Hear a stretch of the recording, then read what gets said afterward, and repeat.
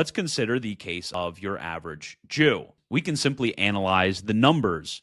We can look at the numbers of Jews who serve in the United States military from the United States versus the number of Jews who serve in the IDF from the United States. We can look at the number of Jews who will often fight and argue for the temporal welfare of Israel. That was good. That was honestly, that was a gem. That was I like that. Taffy, we love our Taffy. He could have called me a little bit more out of context, though.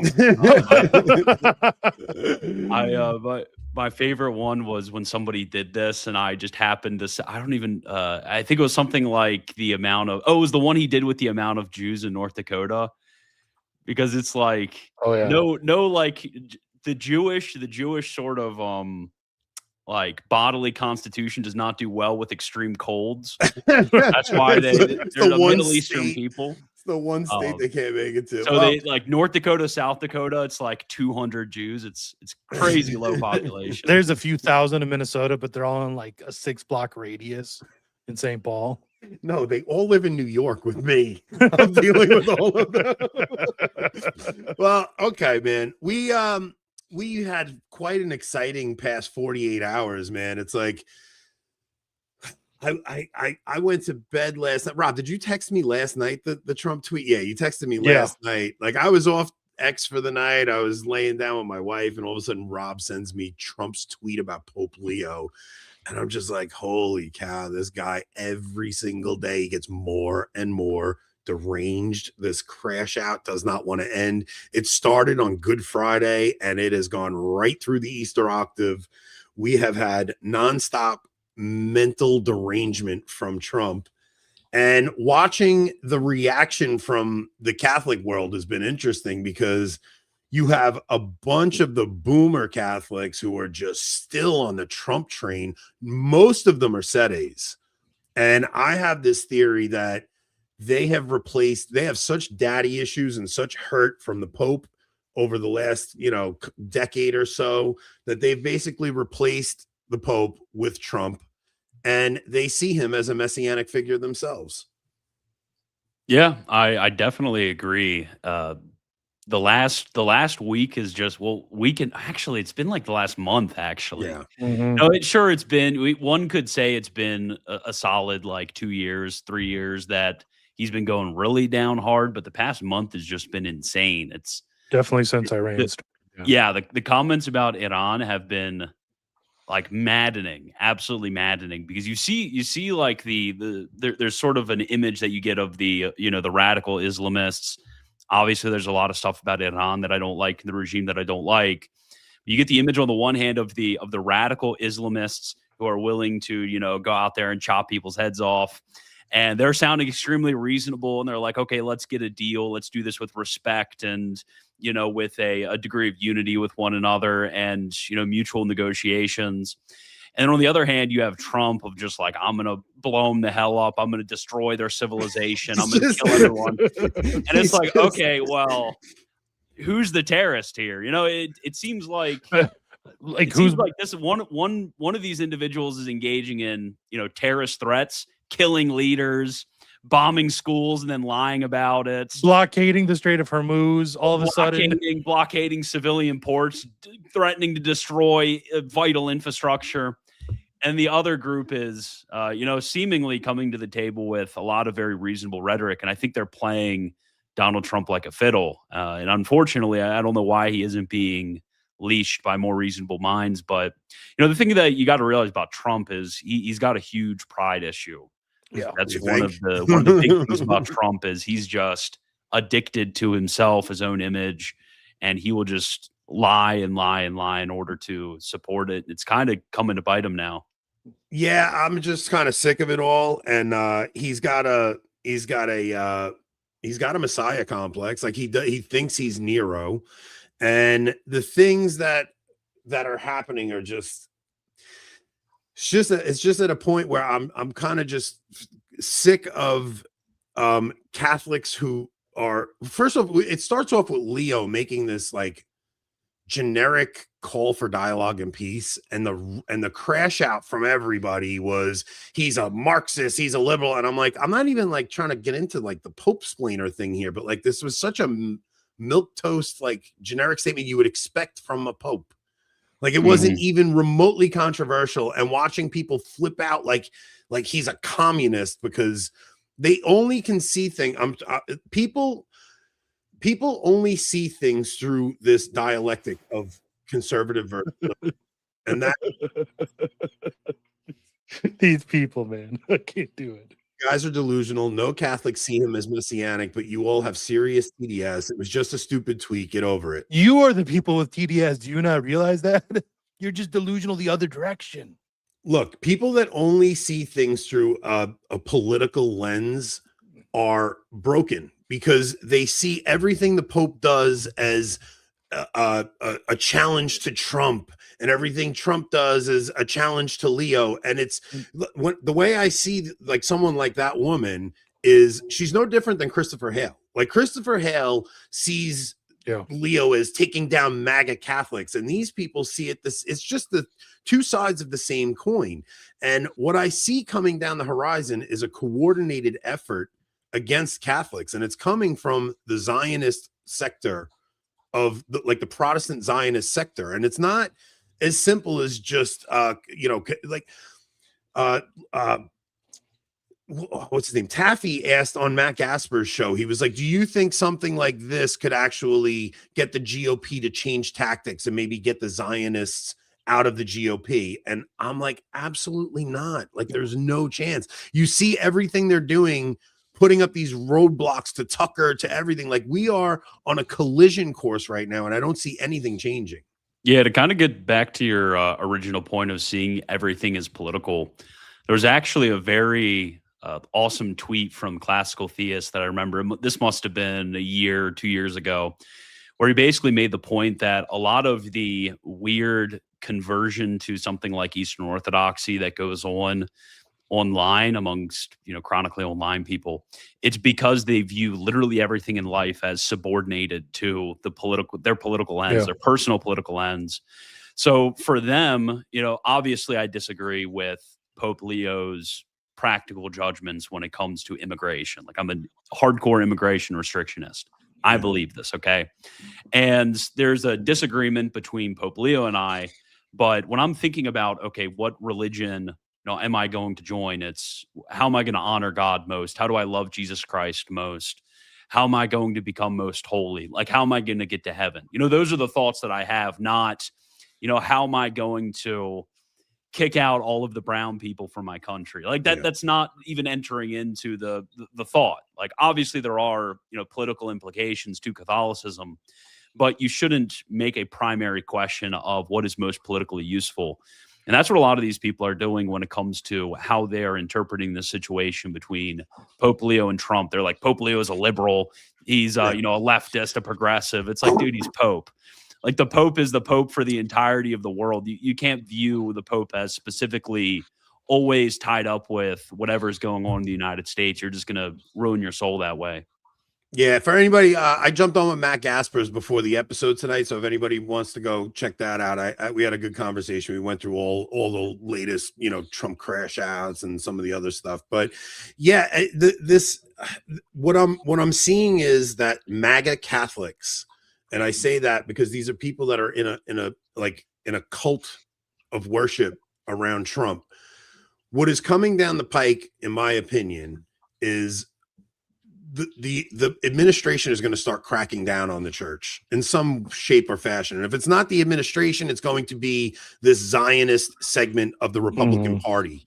So it may not be directly from the administration, but Trump is giving fuel to this segment that is very critical of what's going on right now. Rob, I put a tweet up. I just sent it into the Telegram. Let's pop that up real quick. So there's this Zionist segment. You had Eric Metaxas just had what's his name? The woke right guy, James Lindsay and John Zmirak on. Then you just had Jeremy Boring doing the same exact thing, and all of them are discussing Catholic integralism. Before Trump comes into office, you saw the FBI was was checking out traditional Catholic parishes, right? So you see, Jeremy Boring, is there a plot to overturn the American founding? McGill Patterson joins me to discuss Catholic integralism. These shows, they're getting into they're not even going after guys like Nick Fuentes. They're going after guys like Scott Hahn, because they understand on a fundamental level that a Catholic sees the temporal subordinate to the spiritual. Like, that's actually the proper way to view things, right? So they know that we're a problem because you should view the temporal as subordinate to the spiritual, and we want to make laws that enact that and play out into the public sphere. Yeah, there's a good point that somebody made. I can't remember who made this point, but basically that a lot of what we actually see with the mass conversions in America to Catholicism is that disproportionately this is of the, the elite or like future elite kind of class, people who are going to be in some sort of influential position. When you're looking at these sorts of environments, like when you go to DC, for example, and look at Republican staffers, their rate of conversion is a lot more than if you go to New York City and you look at, wherever Anthony lives, or if you look at, the Jewish borough or wherever, like you go to any of those areas, obviously there's a disproportionate relation between people in, the reigns of power, let's say. Maybe the New York Jews are in the reigns of power, but you know what I'm saying. And like all the iron miners up here in northern Minnesota, like there's not that many people. Yeah, exactly. You're not seeing mass conversions amongst those sorts of people. So I think that this is actually a very calculated move when it comes to being very concerned as right-wing, classical liberal individuals, being very concerned with the future of Catholicism and how, the intellectual leaders of Catholicism are speaking that influence, these sort of staffers. I think that, they recognize that has a lot more proximate effect than a sort of mass conversion on a grand scale does. It's a lot more to convert 10% of the staffers in Washington than it is to convert 20% of the U.S. population, as counterintuitive as that sounds for a lot of people, who have sort of drunk the propaganda of the way in which they think that democracy functions. Yeah. Well, we're all watching like Catholicism and Catholics in very prominent positions in the culture right now, right? Like you're seeing the vice president is Catholic, and you're seeing all the biggest voices, especially the ones that are speaking out against Zionism, are Catholic. But then you have this concerted effort to present a version of Catholicism that is orthodox in its theology, but is also palatable for we've been calling it kosher Catholicism, right? So you have Matt Fradd going over to the Daily Wire, and you have Michael Knowles over there. And the problem is, we're like, the thing that you see with Trump today, those guys will criticize Trump for putting up the image of, the blasphemous image of him presenting himself as Jesus. And they'll downplay the Trump and Leo thing going at each other, and then they'll also still give cover to an avenue where you can be Catholic and still give support to the state of Israel. And it's just this branding that they're doing is very, very like thought out before, like ahead of time, and being presented to us. Yeah, I absolutely agree. I think that that's part of the concerted effort of any sort of action group. You're not going to only have, the sort of behind the scenes. I feel like a lot of people think that, social movements in social media, whoever's getting popular or whoever's getting funding, whoever's getting a lot of attention or clout, that's very organic, kind of like, on the Catholic sphere of like me or Anthony or, other YouTube channels gaining more or less popularity. This is a lot more organic. But in the political sphere, actually, the game is completely different. Like the meeting out of popularity, of funding, of support, that's actually very calculated. It's very systematic. So it wouldn't surprise me if there was some sort of intentional move to try to, whether these individuals are complicit or not. Like I don't think Matt Fradd is too complicit in it. No. But whether somebody's complicit or not, like this, it applies that, Ben Shapiro is probably thinking of the fact, or Jeremy Boring's thinking of the fact of, bringing on all of these Catholics on a Daily Wire, that probably has a good effect to bringing a form of kosher Catholicism to the people. I do not doubt that at all. Yeah, I'm seeing a bunch of the comments like, look, why did the Pope feel the need to look? I'm not even going to that's from Rumble.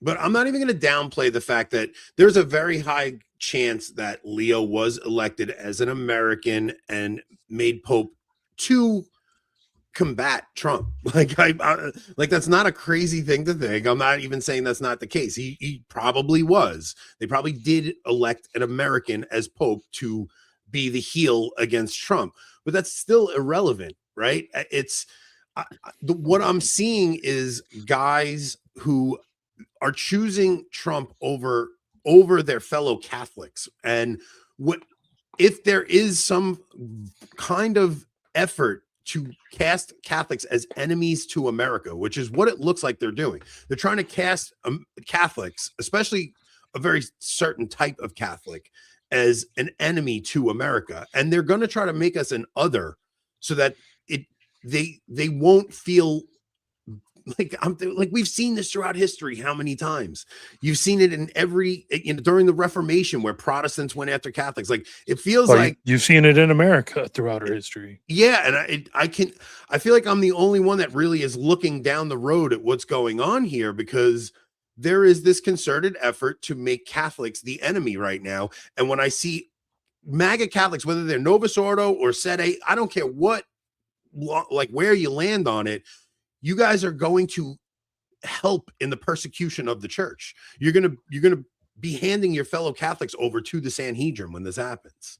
Yeah, I think what you said about the election of Leo as an American being intentional, a lot of people in my live chat were kind of freaking out about that, like take, Anthony's crazy for this.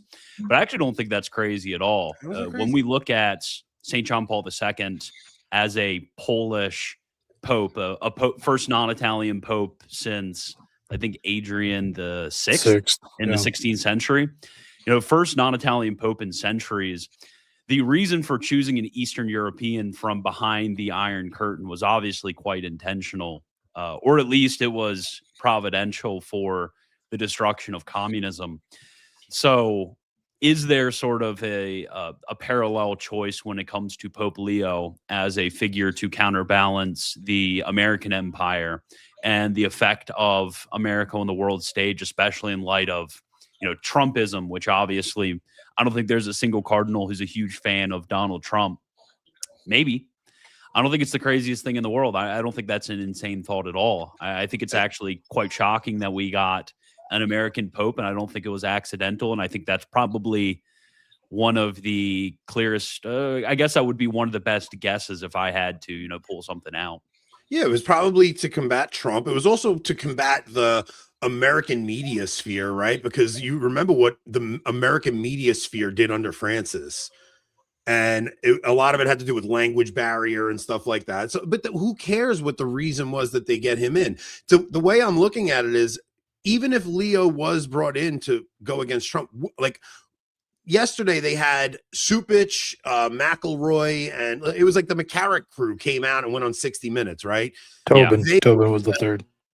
And who was the other one? Tobin was the third. Yeah. So they come out and they're going on about how Trump's immigration policy and this and that. And it's like, we don't have to agree with that. Like, it could be in God's providence that he put someone in that is anti-Trump for very different reasons than we'll need someone to be anti-Trump, right? Like, you don't have to dislike Trump for the same reasons those cardinals do, but it is good that there's an adversary to Trump, because we're against what Trump's doing over in Iran. We're against what Trump's doing on several other things. So in God's providence, who cares why these cardinals are against him? It's good that there's a heel to go up against Trump and to try to put some kind of a stopgap to the insanity that he's trying to pull here.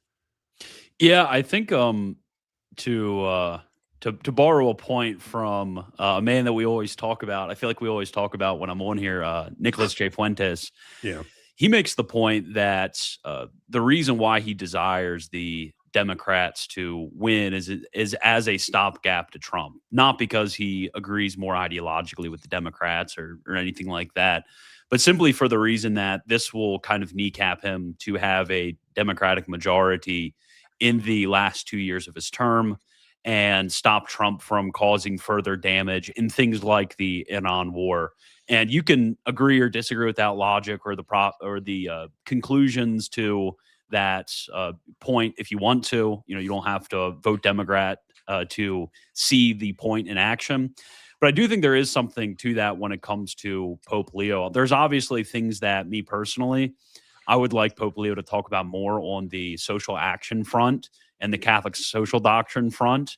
You know, if Pope Leo was going hard against, a lot of different things that ought to be criminalized, or at least against the general principle, or for rather the general principle of the union between the church and the state and his own temporal authority in being able to, pronounce on matters of morals in the political sphere. Like, I would love him to talk about those things. He doesn't as much as I would like, sometimes here and there. But nevertheless, it's a good thing. It's a good thing that Pope Leo is out there rejecting the Iran war. It's good that he is talking about the genocide in Gaza or the affronts against the sovereignty of Lebanon. These are good things. The American empire is doing very evil things or supporting very evil things. And I think a lot of people forget that there is a sort of social and political effect to national sin, to the structures of sin that can often reign in our nations.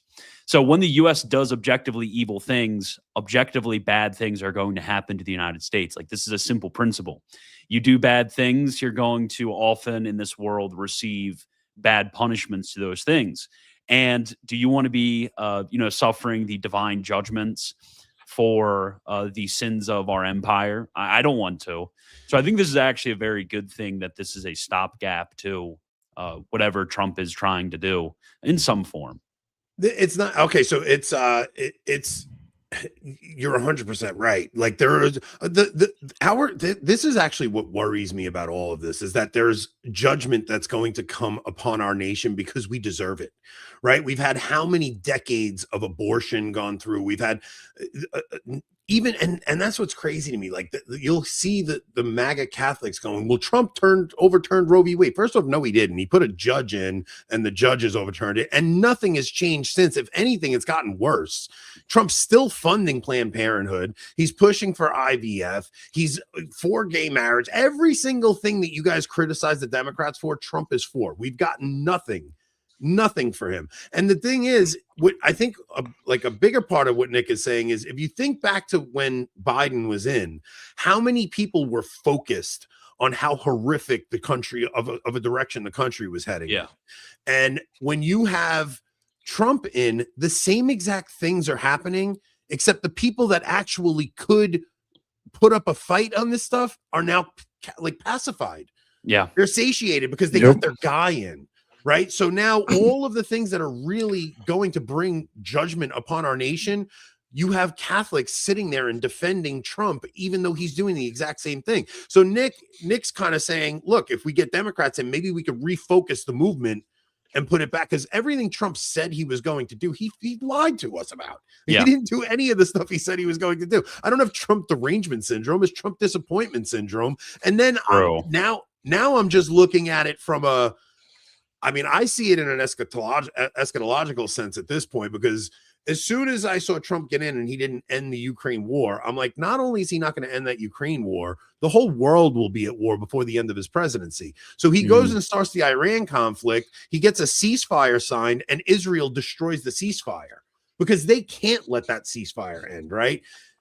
To Pope Leo's point, Pope Leo put out a tweet the other day talking about the Christian East that's being destroyed. I want the guy to come out and condemn Israel's actions.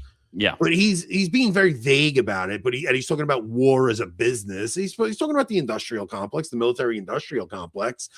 I want him to come out and condemn the actions of the Israeli government. He's not going to do that. But at least he's bringing light to the situation in Lebanon, where the Christian East is being destroyed right now by Israel because they want to expand their borders.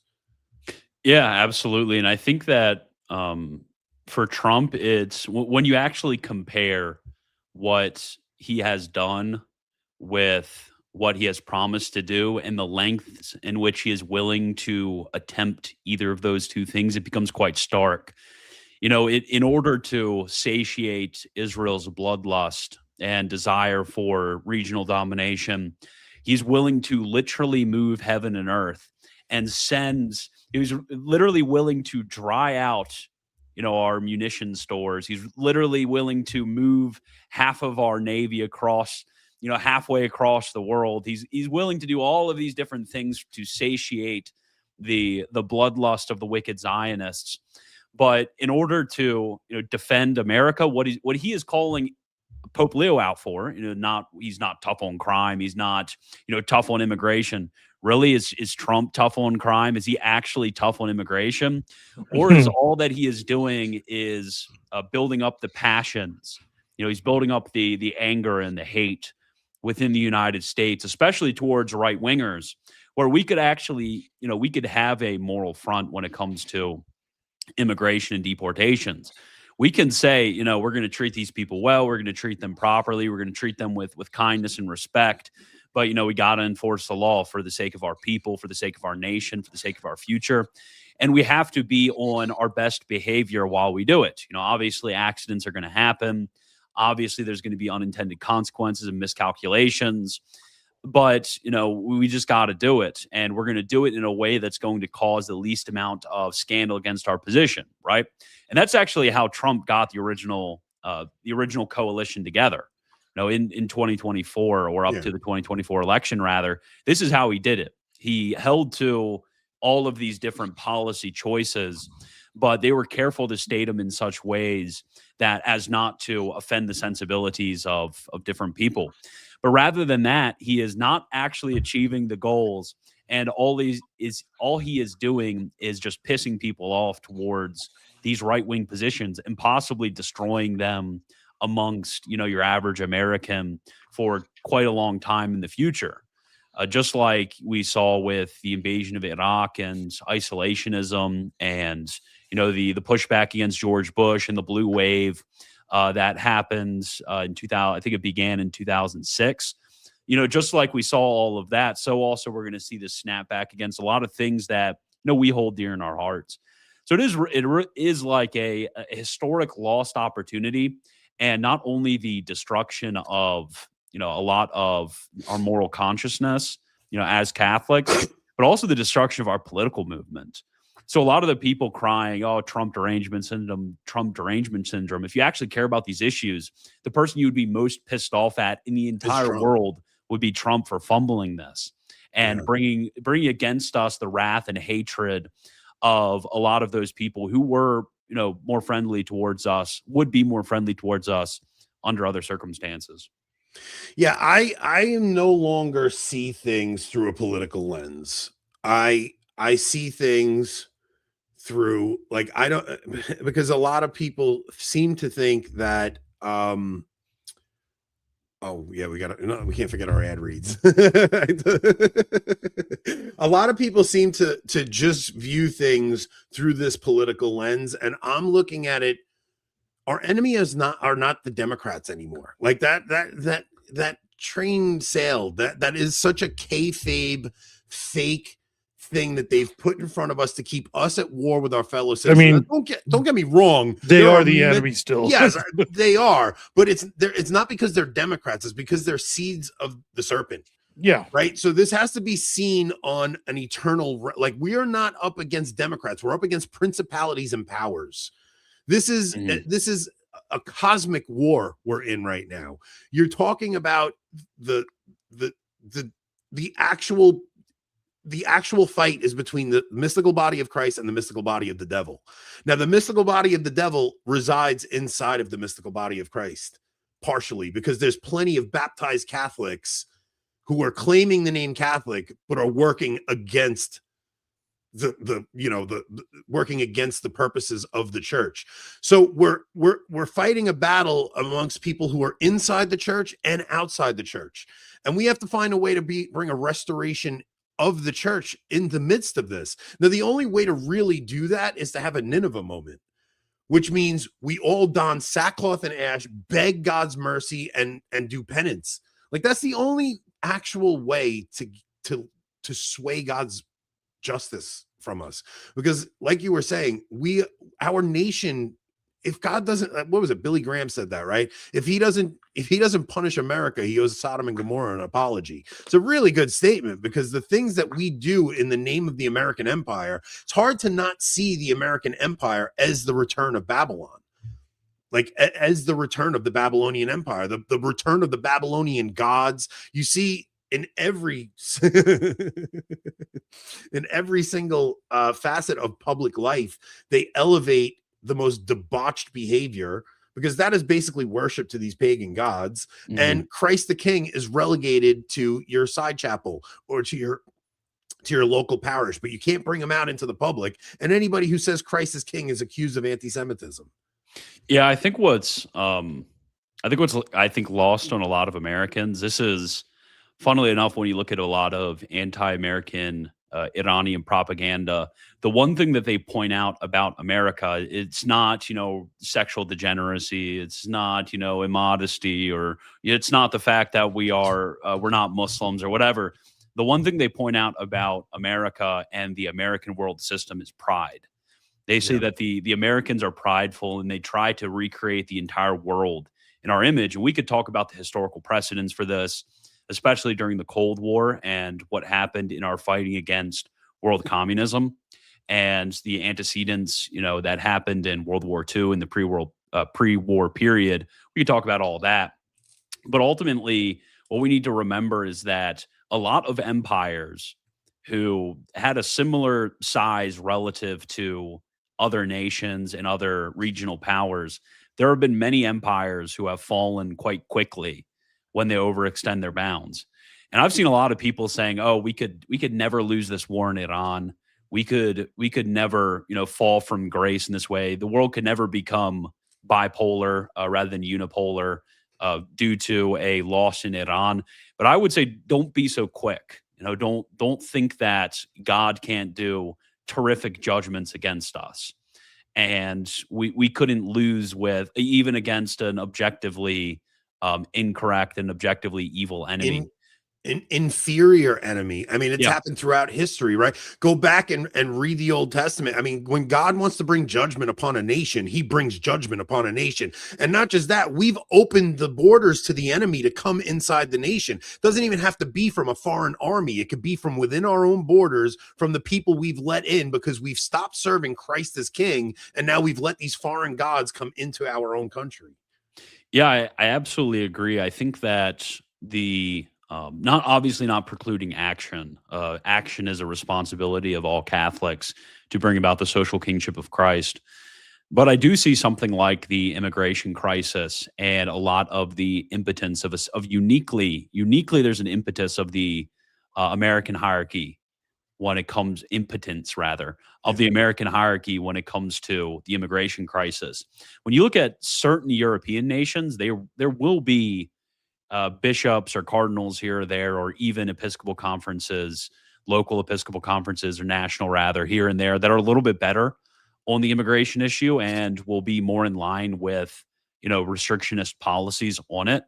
But the USCCB is uniquely bad on this issue. Like, the American church has, in a unique way, stood down when it comes to the immigration issue, which could be a moral force for actually, having sway with the people who want to immigrate and with a lot of the American Catholics who are in positions of power. The church could actually provide a great impetus against mass immigration. Like, this is something that the church could do. And she has specifically chosen not to do that in the United States. And I think this is a great failure of the hierarchy in the United States. But I do see that, this impotence of the church and also the flooding of immigrants, this is very clearly a divine judgment against our 100%. people, like hordes of foreigners coming in and overtaking our culture, our nation, our safety, our social resources that we have built up in such an excellent way to be the most wealthy and the greatest, nation in the history of the world. Maybe not morally greatest, but certainly when it comes to material means, the greatest in the history of the world. And I would say that, technology and culture and all of these different things, America has reigned, and that it was an excellent nation, and that we are being judged, specifically for the sin of pride, which interestingly, when you look at Donald Trump, he is the embodiment Yeah, for sure. of American pride and of the refusal to humility and of dialogue and of, concern for others. He is the embodiment of American pride. And I think that it's a bit of divine irony that he will be the one to ultimately fail to push back this divine judgment and, ruin for the remainder of our people's history the ability to push back this divine judgment. At least for the time being. It's like, man, these bishops, the American bishops specifically, they're just, it's a pseudo messianism that they push. It's presenting like a false version of Christianity that there's you just need to love your neighbor. It's just the easiest way to go to make it appear like Christianity, but it's really vulgar, because what they're doing is opening up the borders and putting your children in situations where they're no longer surrounded by Catholic communities anymore. Now they don't, there's all these other religions around them. It makes it harder for your kids to even believe the faith, because they're looking around and they're going, oh, well, who's to say we're right when this one believes this and this person believes that? It's such a way to destroy Christendom from within, that any remnants of a Christian nation that we once had is now gone because we allowed the floodgates to come in. And yeah, it really is sad. That's the situation. I have a little bit more hope. Maybe I was a little bit doomer when I said that, there's really no hope for us. I do think for the majority of America, there is, hope. I think there are future strategies for certain parts of America to recover from the effects of this, chastisement against us. But I do actually have a lot of hope when it comes to future seminarians, future priests. I do, I talk with a lot of these guys every day, people who are young priests or seminarians or future seminarians.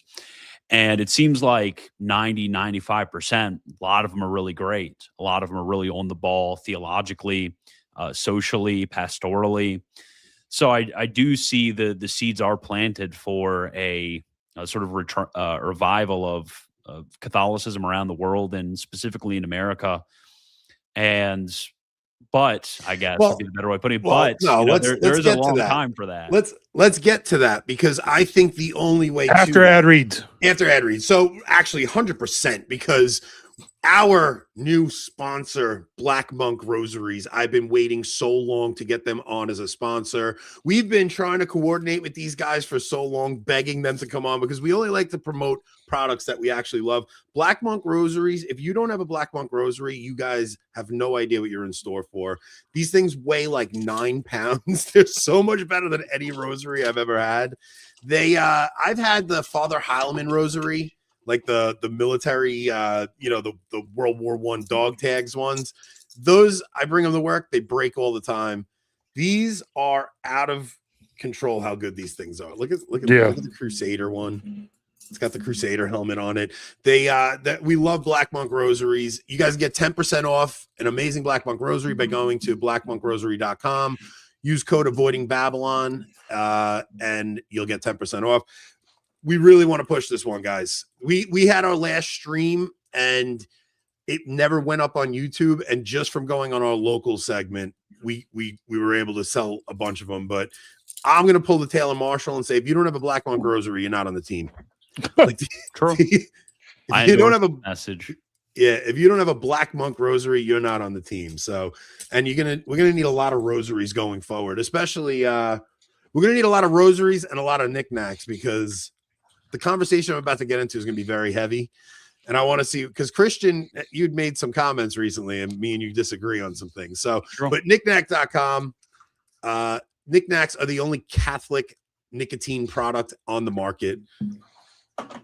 Catholic family that decided they wanted to sponsor us. They are the best. I'm pretty sure if you buy from them, there's some kind of indulgence attached. I don't know exactly how that works. I think if you buy the the knick-knack lozenges, and you put one in your mouth and you visit a St. Francis monastery, a Franciscan monastery, you'll get a plenary indulgence, right? Isn't it the year of St. Francis? I think it's the year of St. Francis, right? If you visit a monastery and buy, anyway. It's the year of a headache is what it is. Knickknacks are a nicotine product, and nicotine is an addictive substance, and you cannot use it as that for the ad read. Is that we have like to say it for the required ad by read? law? Yeah, nicotine is an Yeah, addictive we substance. have to say it. But why else would you buy it if you didn't want to be addicted to nicotine? So go buy some knickknacks. Use code AB25% for 25% off your first purchase. We love knickknacks. But all right, so to get on. Hold on.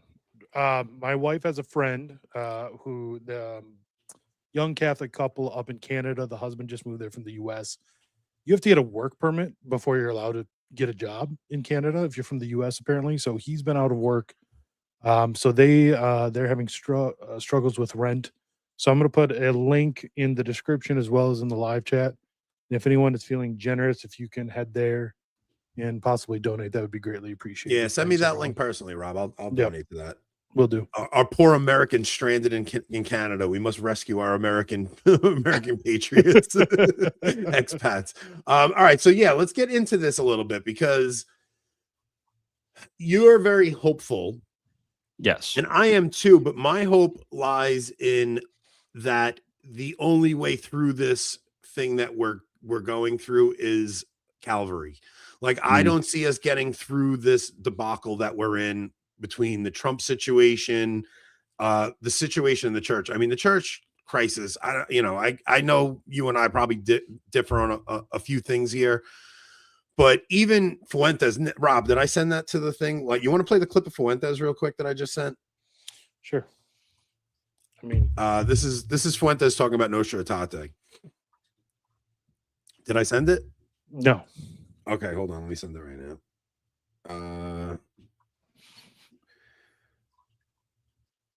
Send it right now. Like this is, and people were accusing him of, like, even E. Michael Jones came out and told him he was schismatic for saying this. But I think this is just common sense. E. Michael Jones is a little bit, unfortunately, I think he's a little bit senile right now. He's done a lot for the church, a lot for America. He's a patriot, good Catholic, but he's just so attached to this one issue. I remember I went to South Bend one time and I was able to get breakfast with him.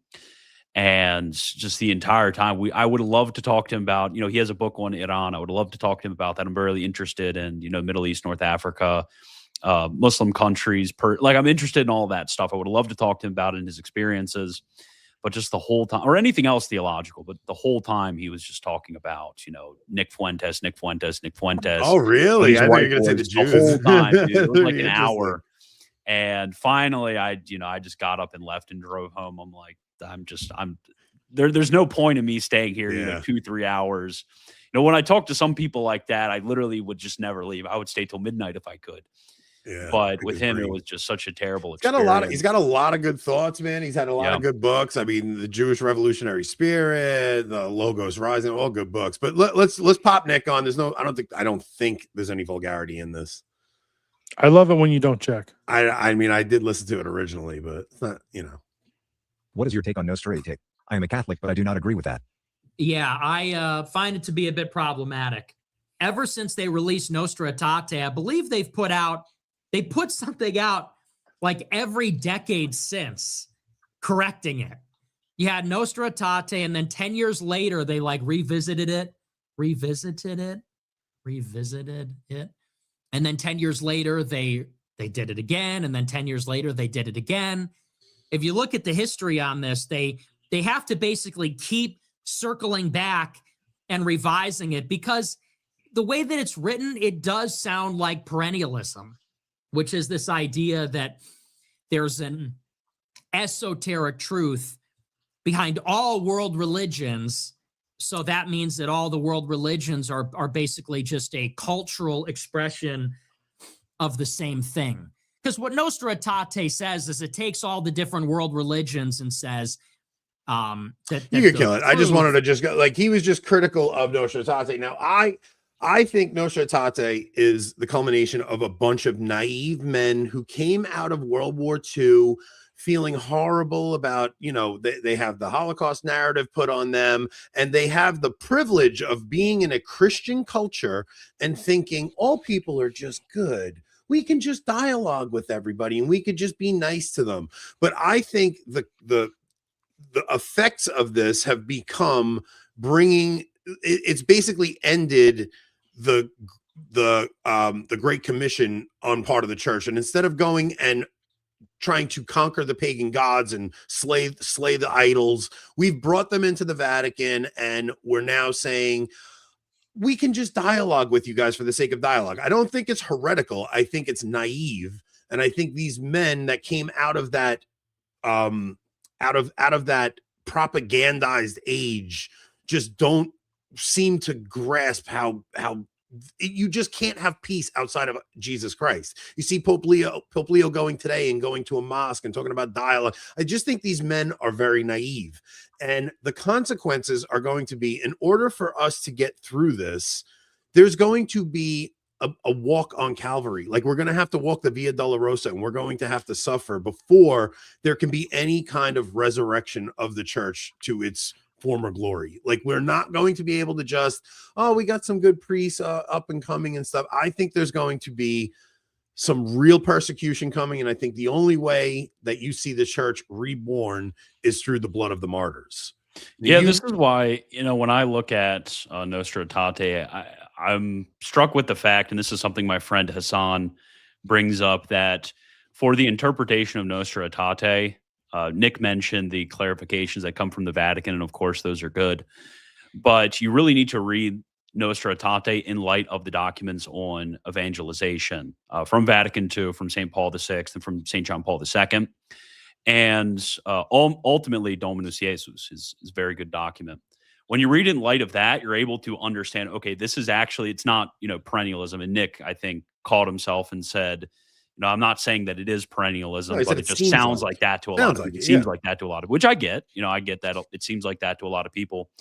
But when you read the clarifications that come from, the church and the documents on evangelization, it says, okay, well, we have these, elements that are, present in all of these religions. We can actually use them for the purposes of evangelization, which I think everybody in the history of evangelization would agree with. That's obviously something that you need to do in order to effectively evangelize people.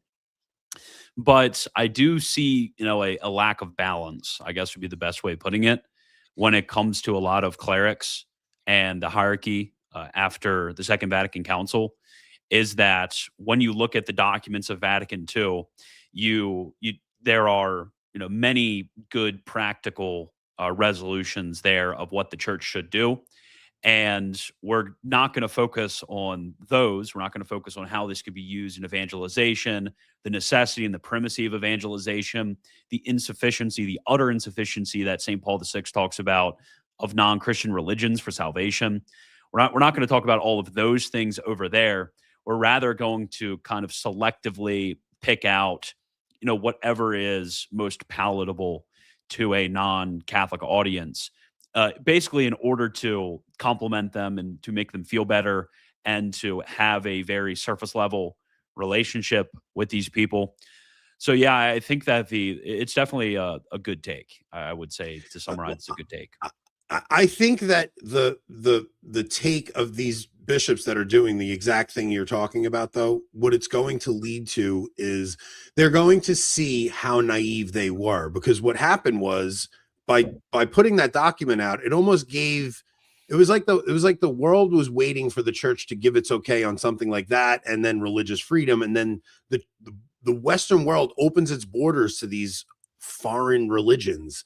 They come in, and these men are so naive to think, we could just dialogue with everybody, but they're mistaking that only we have that privilege of thinking that because we're Christian and we grew up in Christian lands, but these people that are coming in are not from Christian lands. And there's going to be a reckoning from us not guarding what was precious to us, which was a Christian civilization. Like, once you don't guard what is precious, it gets taken away from you. And I think that what they did, this has nothing to do with heresy or thinking the church. It was just a naive group of men from that generation. They let their guard down. And I think that our generation and the ones beneath us are the ones that are going to wind up paying the price for it. And I think that the church will be reborn, but it's going to be very difficult. And there's going to be martyrdom on the road to get there. And I think that martyrdom will convert all the peoples that came into these lands. Yeah, there's the myth of infinite progress that was pretty popular amongst Europeans of that time, of basically, there was this idea that we could, forever and ever sort of get better and better and better. And there's sort of we'll lose the limits of our humanity. Now it's in the form of transhumanism and ideas like this. But there was a sort of friendliness to the world that was present amongst a lot of these bishops. And they did imbibe some of this myth, in my opinion, in the practical way in which they went about ruling the church.